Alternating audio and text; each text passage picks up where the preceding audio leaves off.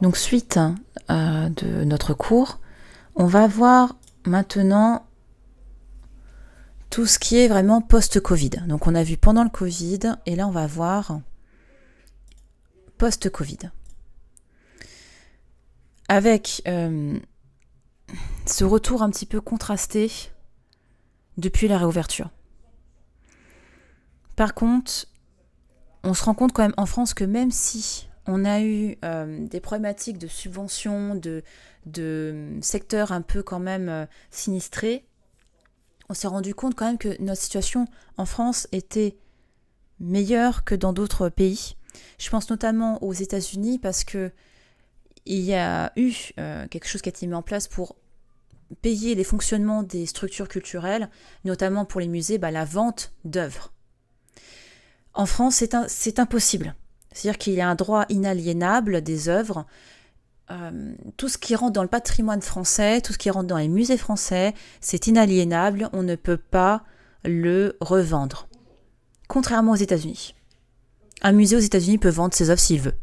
En France, c'est impossible.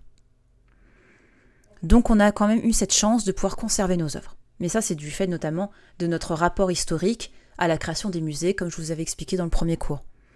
Comme il y a une notion d'universalité et de legs de l'art et des œuvres au patrimoine de l'humanité, pour nous, il n'est pas possible de vendre. Alors j'ai vu Zoé qui a une question. Ah pardon, excusez-moi, vous ne voyez pas. Toutes mes excuses, vous ne voyez pas. Vous m'entendez? Oui, c'est bon, je vous entends Zoé. Oui.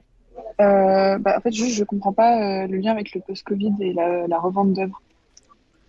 C'est-à-dire que pendant le Covid, certains musées étaient en galère pour Ah, ok. notamment payer leur... comme il n'y avait plus d'entrée, il n'y avait plus de recettes, ils ont dû trouver de l'argent autrement, donc ils ont revendu des œuvres. Ah, ouais, ok. Voilà. Ok, merci. Merci pour votre question et merci pour le PowerPoint. Effectivement, j'avais oublié de partager l'écran. Et on a vu, par exemple, je rebondis sur le musée du Louvre. J'avais dit la dernière fois que comme ils avaient fermé, les frontières étaient fermées, donc il y a eu une baisse drastique des visiteurs malgré la réouverture des établissements parce que leur public était international. Donc ça a été une claque de nouveau pour le musée du Louvre.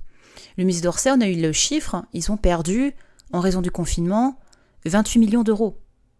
Ce qui permettait notamment d'assurer les salaires, les restaurations, l'acquisition de nouvelles œuvres, etc., etc. Donc tout ça pour dire que ça a eu une incidence quand même conséquente.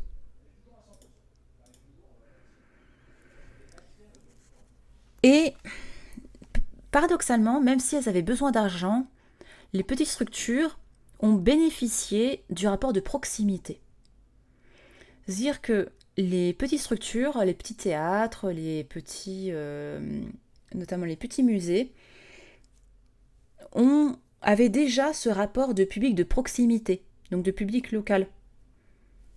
Donc pour eux, il y a une forme de logique. Les portes ont réouvertes, et bien le public revient. Alors que le Louvre a dû travailler sur ah ben mince, comment on fait revenir les gens? Ah mince, les frontières sont fermées. Eh bien, on fait venir les Parisiens. Tout simplement. Eh bien, les petits musées savaient déjà le faire, ça. Et à autre chiffre, à Versailles, 80% de son public, c'est d'international. Donc imaginez la rouverture, c'est délicat quand même, pour les recettes et tout ça. En plus, les autres problématiques de ces grandes structures et qui ont eu pour conséquence justement d'avoir un aspect privilégié pour les petites structures, c'était les files d'attente parce que justement, imaginez, c'était fermé pendant un an, ça ouvre, les gens ils se ruent. Donc les grosses structures, on les évite parce qu'on a peur de la file d'attente. Donc on préfère aller dans les petites structures où on sait que ce sera tranquille, il n'y aura pas grand monde dans les couloirs. Et aussi parce que les musées, de nouveau, les petits musées, en général, soit ils sont sous le domaine associatif, soit sous communauté de communes, municipaux, etc. Et les gros musées ont des fonctionnements, même s'ils ont beaucoup de subventions aussi, ce sont leurs recettes propres qui les aident à maintenir les portes ouvertes, en fait, finalement.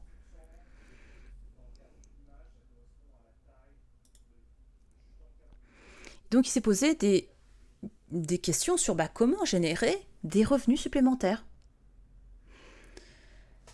On va développer les boutiques en ligne. Donc, il dit boutique en ligne, il dit communication de ces boutiques en ligne.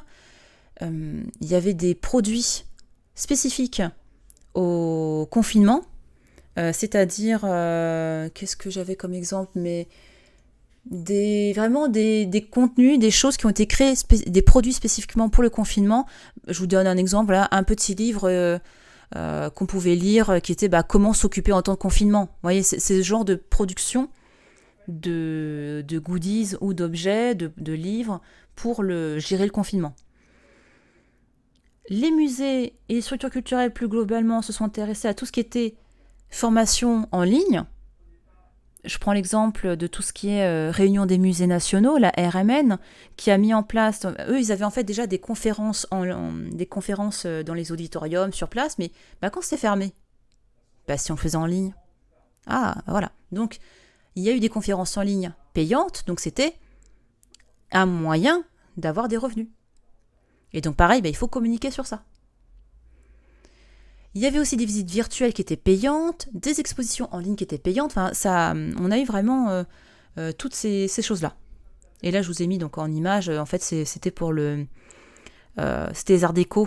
C'était les produits notamment qu'ils avaient développés pendant. Notamment, c'était une exposition qui était sur Schiaparelli pendant le confinement.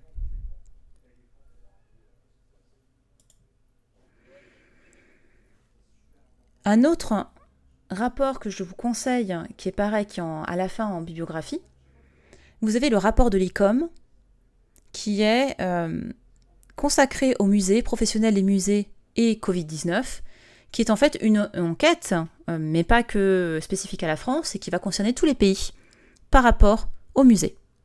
Et ICOM, je vous ai mis en dessous, donc ça veut dire en fait c'est le Conseil international des musées. Donc c'est une structure, c'est une institution qui travaille sur les musées globalement et leur fonctionnement. Donc évidemment, le Covid a été une période où il y a eu beaucoup de rapports et d'analyses sur les situations. Et dans ce rapport, nous avons eu quelques chiffres, notamment la mise en avant de secteurs qui ont été fragilisés, notamment les guides. Les guides, ça a été une catastrophe pour eux d'un point de vue professionnel, parce que les lieux ayant fermé, ils ne pouvaient plus travailler. Et je parle notamment des guides en freelance. Il y en a plus de la moitié qui ont dû suspendre le paiement de leur salaire, et 40% des entreprises qui avaient recruté des guides ont dû réduire leurs effectifs. Donc les recrutements, c'était pas très sûr, les renouvellements de contrats également. Et ça a eu un impact aussi, tout ce qui est secteur de la communication numérique, parce qu'il y avait déjà des freelances qui faisaient un petit peu de communication pour les institutions à ce moment-là. Donc ils ont dû couper une partie de leur budget pour faire d'autres choses, ou au contraire, après ils ont remis du budget pour la communication. Mais en tout cas, tout ce qui est guide, médiation culturelle, ça a été très fragilisé à un moment donné. On s'est même posé la question de est-ce que le guide n'était pas un métier qui allait disparaître. Dans le rapport de l'ICOM, on a quelques données qui nous permettent justement de voir le personnel et tout ce qui est community management, comment ces structures ont pu répondre à la crise, et globalement, on se rend compte que les grosses structures avaient les moyens disponibles. Par contre, ça implique de former le personnel. Et ce personnel n'était pas toujours à temps plein. Donc on perd vraiment de la capacité de production. Donc c'est pour ça que je vous ai mis pourcentage de budget à gauche et qui nous dit que globalement, plus de 15%, vous voyez, c'est 5,4%. C'est très peu, Globalement, le pourcentage de budget global pour les activités de communication, c'est pas énorme, Et pareil, donc personnel dédié aux activités numériques, Oui, mais c'est pas le principal domaine d'activité, il ne se travaille pas à plein temps, c'est plus de 50% quand même, hein. C'est ce que je vous expliquais pendant les TD. C'est-à-dire qu'en général, quelqu'un qui travaille dans un musée, bah, il fait tellement de choses. Et c'est pas que le musée, hein. On retrouve ça aussi dans les théâtres, les petits cinémas. Enfin, en gros, les gens, ils font tout. Et s'ils font de la com, bah, ils le font pendant leur temps de travail, quand ils peuvent. S'ils sont à mi-temps ou à temps plein. C'est pareil, hein. C'est assez compliqué pour eux de faire ça pendant leur temps de travail, hein. Et la place de la communication là-dedans, donc en gros, globalement, on a eu beaucoup d'événements en direct, des quiz, des concours, des expositions en ligne. Et l'exposition en ligne, ça a été la grande nouveauté. C'est-à-dire que ça existait déjà, mais ça a été le moyen le plus utilisé par les structures et qui a été vraiment très utilisé en masse. Notamment, alors attendez, est-ce que j'avais comme expo en ligne ? Et les réseaux sociaux aussi, hein. C'est-à-dire tout ce qui est dans les services numériques, le social media. Après le confinement, vous voyez, il y a 47% de réponses positives. Oui, ça a changé après le confinement, avec plus de 47%. Là-dessus, tout ce qui est exposition en ligne, alors 50% quasiment, donc ça n'a pas beaucoup changé. Ah oui, qu'est-ce qu'il y a beaucoup ? Ah, les podcasts, vous voyez ? Non, les podcasts, non, justement, c'était déjà en place, pardon. Alors oui, après le confinement, donc ce qui est le plus important, c'est tout ce qui est social media et les expositions en ligne, donc 16%. Bon, finalement, c'était pas à ce point-là, mais en tout cas, c'était l'une des nouveautés. Les événements directs, par contre, oui, quasiment 20%. Et là, en dessous, vous voyez, donc visuellement, c'est encore plus fort. Donc, par exemple, les podcasts, c'était une pratique déjà très, très connue dans les musées notamment. Mais ouais, c'est encore plus fort. Les réseaux sociaux, c'est flagrant, hein. Vous voyez, c'est non, c'était à 7%. Et après le confinement, il y en a qui disent oui comme avant, donc une bonne partie. Mais le oui augmenté après le confinement, c'est la partie orange. Donc c'est ce qui correspond, comme je vous disais, à plus de 45%.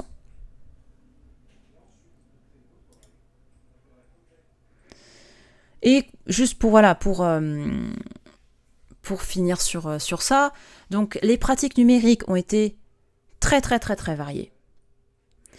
Il y a eu beaucoup de collections en ligne, des visites virtuelles, des conférences, des visites en ligne, et là notamment Instagram était en force. Le nombre de visites sur Instagram, c'était très intéressant.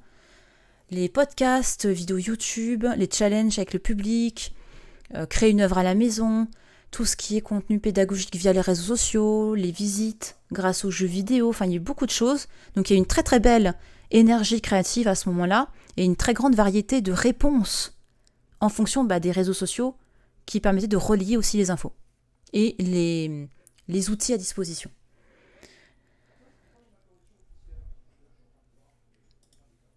Donc quelques exemples, voilà, Château de Chambord, Cinéma du Lac, Ministère de la Culture, donc vraiment c'était, on a eu énormément d'exemples de contenu.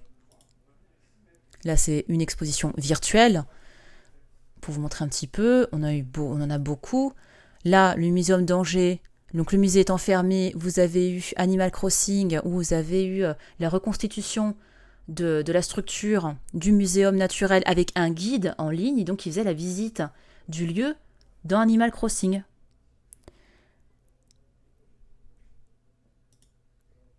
Théâtre pareil, des théâtres confinés, donc avec des séances théâtrales en ligne. Et là, pareil, des séquences musicales sur Twitch ou autre. Voilà.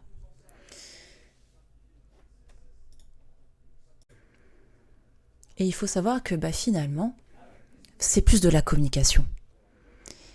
C'est vraiment un besoin de lien, mais aussi de mettre à disposition de la culture, de montrer qu'il existe telle ou telle collection numérisée, tel ou tel outil qui est à la disposition des personnes. Et c'est pour ça que là, je voulais mettre cette citation d'Audrey de Frétin, qui dit « Les sites internet et les réseaux sociaux des musées sont devenus de vrais portails de documentation à part entière, et non plus seulement des outils de communication sur les collections physiques des musées. » Donc en gros, prenez ces outils, ils vous appartiennent, on les a créés pour vous. Et aussi, c'est une partie très intéressante pour le coup, de ce que la crise sanitaire a apporté. Ça a apporté une nouvelle culture, un aspect ludique finalement, peu importe l'âge, un détournement de l'œuvre, avec des lieux qui vont être désacralisés pour de nouvelles pratiques culturelles. Est-ce qu'on est sur la redéfinition de la culture ? Donc ça pose vraiment ces questions. Comment l'art et la culture ont pu évoluer grâce à ça ? Sortir de l'aspect intellectuel trop poussé, trop élitiste, pour se dire il y a une accessibilité parce que l'art c'est pour tout le monde. Et donc de revenir sur les missions premières de cette culture en fait, qui est pour tout le monde. Et fondamentalement, eh bien ça remet en question la mission de la culture. Servir les gens, les citoyens, les missions scientifiques également, pédagogiques. Ça fait penser à la mission qu'on a auprès du jeune public, initier à l'art, à la culture, un devoir d'enseignement également. Et la grosse problématique, ça a été le numérique.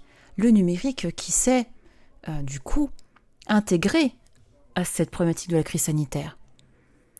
Il s'est posé, du coup, la question dans plusieurs services, comment générer justement du contenu, comment se former, travailler avec les services de médiation culturelle, comment on essaye justement de réfléchir ensemble à ce lien qu'on doit maintenir absolument, et avec aussi cette problématique de faire travailler efficacement et en harmonie les services de communication avec les autres services, notamment la médiation culturelle et scientifique. Et il ne faut pas s'arrêter parce que globalement, il y a un public dit empêché. Ce public empêché est très varié. Ça va de la personne qui est en situation de handicap, celle qui est par exemple une personne qui est en EHPAD, qui ne peut pas se déplacer, les personnes qui sont en prison. Il y a tout un pan de la société qui fait partie de ce qu'on appelle le public empêché. Mais on ne doit pas le mettre de côté. C'est dans les missions de la culture. Et là, ce que je trouvais intéressant dans cette citation de Jean Thibault Couvreur, il a dit qu'il y avait eu un véritable effet d'aubaine, puisque pour les musées, la seule manière d'exister pendant les confinements était d'être présent en ligne.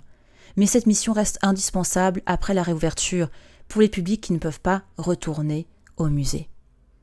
Donc cet incroyable élan de partage de la communication, des vidéos, de création de contenu, c'est comme si tout d'un coup on donnait des bonbons à un enfant et tout d'un coup on ne lui en donne plus. Cette culture, ce partage incroyable de la culture ne doit pas s'arrêter là, parce qu'il y a de nombreuses personnes qui ont pu profiter pendant le confinement un accès plus conséquent à la culture, les personnes qui ne peuvent pas aller en musée, qui ne peuvent pas aller au théâtre ni au cinéma. La culture doit aller à ces gens-là. Et cet incroyable élan ne doit pas s'arrêter et il doit se maintenir. Donc le numérique doit rester une force de ces structures culturelles. Autre étude intéressante donc, par rapport aux intentions de sortie culturelle post-Covid, c'était une étude qui a été menée par le ministère de la Culture qui nous montre quelles sont les intentions justement du public. Et il se pose la question de la réouverture. Le hashtag culture chez nous, une fois que les musées, les institutions ont réouvert, les gens se sont rués avec grand plaisir. Oui ou non finalement ? Est-ce que ça a été à ce point la frénésie des lieux ? Est-ce que le numérique n'est plus consulté ? Est-ce que on va avoir un ralentissement parce que à force d'être fermé, finalement, on a oublié ce qu'était la culture, on l'a mis de côté. Bon, il s'est posé plein de questions. Globalement, les gens avaient envie quand même de faire une manifestation culturelle pour 2022. Un cinquième des personnes interrogées voulait rattraper des occasions manquées pendant la fermeture. Et la plupart des gens se sont dit ça ne va pas perturber leur pratique. Par contre, ce qui est intéressant, c'est de se dire que certaines pratiques ont été remplacées par des pratiques numériques, notamment chez les 15-24 ans. Notamment parce qu'on a découvert avec plaisir que le télétravail avait de grands avantages et notamment, on n'a plus besoin de se casser la tête à être dans les déplacements, en fait, à être dans les transports en commun. C'est un gain de temps. Quand vous avez un RER qui met plus d'une heure à vous transporter d'un endroit A à un endroit B, quand il y a des gros problèmes de métro ou même les bouchons, donc en fait on gagne du temps. Les temps de transport en moins, c'est du temps pour soi en plus. Donc pour faire du sport ou autre, mais notamment pour de la culture. On se rend compte finalement que les gens, au lieu d'aller dans un musée, ils vont se dire tiens, je vais regarder le lieu en numérique parce que finalement pour moi c'est la même chose. Ou à peu de choses près. On se rend compte aussi que les gens ont préféré post-Covid, ont préféré les activités de plein air, donc les balades, les randonnées, le sport, etc. Parce qu'ils en avaient marre tout simplement d'être enfermés chez soi concrètement. Mais également, et là, c'est une nouvelle ombre qui se pointe, qui arrive dans le discours, on a aussi une fragilisation sur la situation des ménages. Et ça augmente de plus en plus. C'est-à-dire que le budget sortie culturelle est amoindri. On va faire des économies et on va de moins en moins sortir dans les lieux culturels et on va profiter des offres gratuites, notamment celles qui sont en ligne. Donc il y a aussi cet aspect financier qui rentre en compte. Et les freins, donc notamment c'est ça, c'est les freins, donc notamment les personnes lors de la réouverture des structures et les mois suivants, même quasiment parfois jusqu'à un an après, les personnes sont restées quand même, non, moi je préfère faire une activité en plein air, et aussi de toujours la peur d'attraper le virus. Le fait de ne pas avoir de passe sanitaire, de ne pas vouloir en avoir un, et de ne pas vouloir porter de masque. Les gens en avaient marre de porter un masque, et beaucoup de personnes étaient aussi réfractaires au pass sanitaire. Et de nouveau, le numérique a eu un regain d'intérêt parce que c'était un moyen très efficace d'avoir de la culture facilement, sans grands moyens. Donc là, notamment, ici on voit qu'avec le télétravail, donc les gens ont moins de l'occasion de fréquenter des lieux culturels. Ils disent oui à tout à fait 19%, mais le oui est quasiment à 50%. Enfin, c'est équilibré. Et pareil, une certaine partie de la population, donc ce n'est pas encore une majorité, mais une certaine partie de la population a perdu des revenus qui empêchent les sorties. Et là encore, c'était il y a quelques temps. Peut-être que là, les données changeraient en 2023. Hein. Enfin non, c'est même certain. Et en plus, on constate pareil, entre le télétravail et moins de fréquentation de lieux culturels physiques, on a une préférence pour les moyens numériques.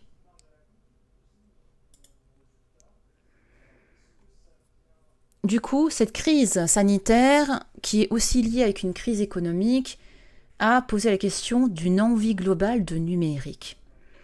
Et ça, c'est parce qu'on est aussi donc, sur des problématiques financières qui sont conséquentes et aussi un re-questionnement d'accessibilité d'un point de vue local, un public de proximité. Il s'est aussi posé la question pour les libraires et les freelances d'un équilibre précaire. Donc là, depuis quelque temps, on a l'impression quand même qu'il y a une amélioration de la chose, hein. Mais en tout cas, ça a été post-Covid assez tendu, hein. Et enfin même très tendu. En tout cas, ça pose aussi globalement la question de la réinvention de certains secteurs d'activité et de métiers, comme les guides, comme j'évoquais plus tôt. Voilà. Et ici, donc, les études qui sont à trouver, enfin, qui sont consultables facilement en ligne. Et je vous remercie pour votre attention.